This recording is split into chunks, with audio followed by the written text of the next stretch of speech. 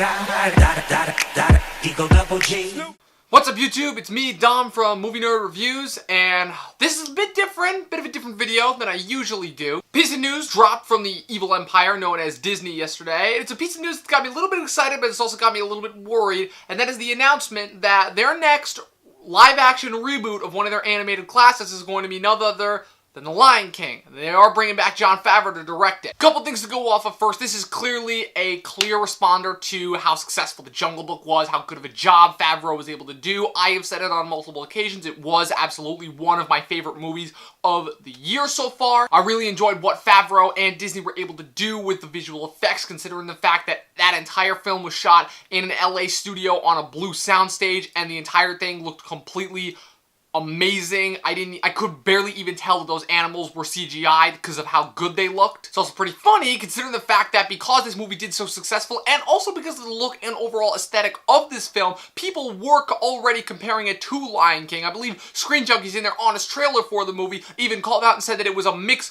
of Lion King, a Ben Kingsley nature documentary, and a kid-friendly version of The Revenant. But in terms of The Lion King, there are a couple things that have got me a little bit worried about this. Number one being the fact that, unlike The Jungle Book and a lot of the other previous Disney animated films that have been announced to be getting live-action reboots, the thing about The Lion King is that the movie's only 22 years old, first up.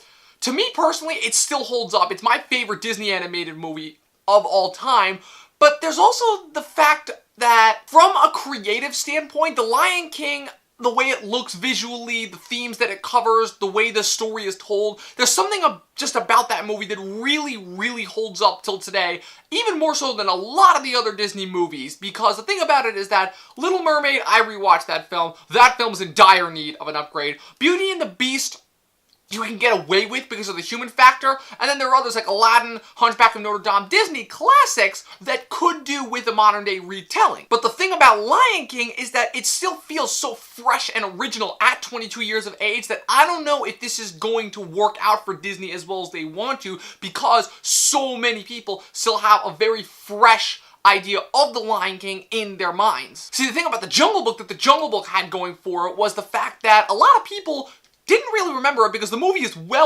close to 50 years old, and a lot of people don't actually remember that movie really doesn't hold up because it came out right when The Jungle Book came out back in 1968. That film came out just right around the time that Disney was about to enter its dark period during the late 70s, early 80s, where it was about to file bankruptcy, the period before it entered the Disney Renaissance of the 90s. And as a film, The Jungle Book animated movie doesn't really hold up towards today with both the filmmaking and the storytelling, from both the filmmaking and the storytelling aspect, which is why the reboot felt so well done, because it improved upon the original. But when you get something like The Lion King that still feels so fresh in people's minds, and something that's not as old as The Jungle Book, and you're going to transition that into a big budget live action, technically live action CGI film, that's going to raise some eyebrows. Now granted, Favreau has once again reestablished that he is a force to be reckoned with. He is a great director. He has proven himself with hits like Elf, still to this day, one of my favorite comedies and one of Will Ferrell's movies.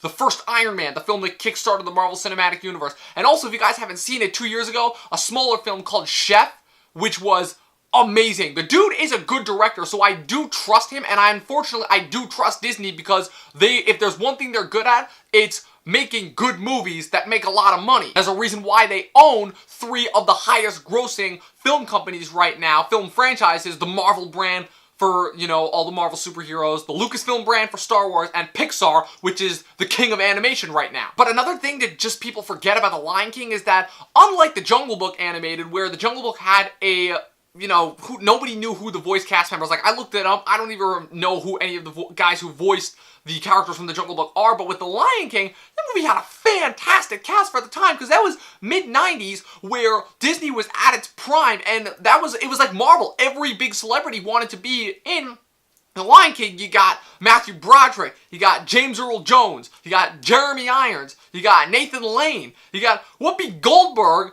and Cheech Marin as side characters, which was crazy enough in its own right. The point being that I just don't know how you can really improve upon that with a live-action remake, not to mention the fact that also, considering that when it came out 22 years ago, and I'm not sure how a lot of the race relations are going to come off. Like, because at least with The Lion King coming out in like a today's setting aspect, there's going to be a lot of people who are of course going to be raising problems saying, oh, why this takes place in Africa, why do these lions all sound like white people? Now granted, that's not a problem I think I'm going to have personally with the movie, because look how it worked for the Jungle Book. There's only 2 black actors in the entire Jungle Book voice cast. 3 if you count Giancarlo Esposito, but I look at him more as Hispanic than black. But you get my point. Am I going to go see the movie? Of course I'm going to go see the movie. It's The Lion King. It's my favorite Disney animated movie of all time on a live action scale. This isn't a Pete's Dragon or a Cinderella or a Maleficent. This is the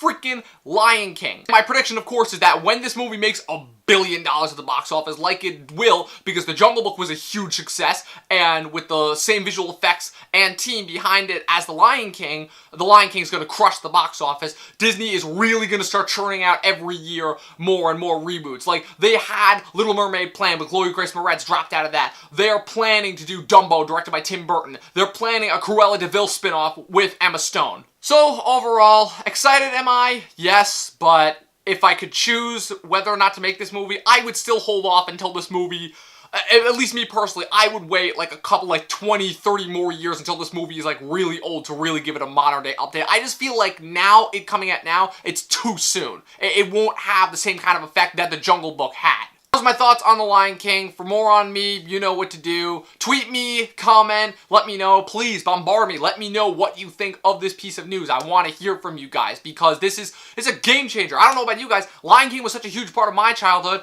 I want to hear if it was such a big part of yours and how you feel about this. So, you know what to do. I'm Movie Nerd. See you guys later.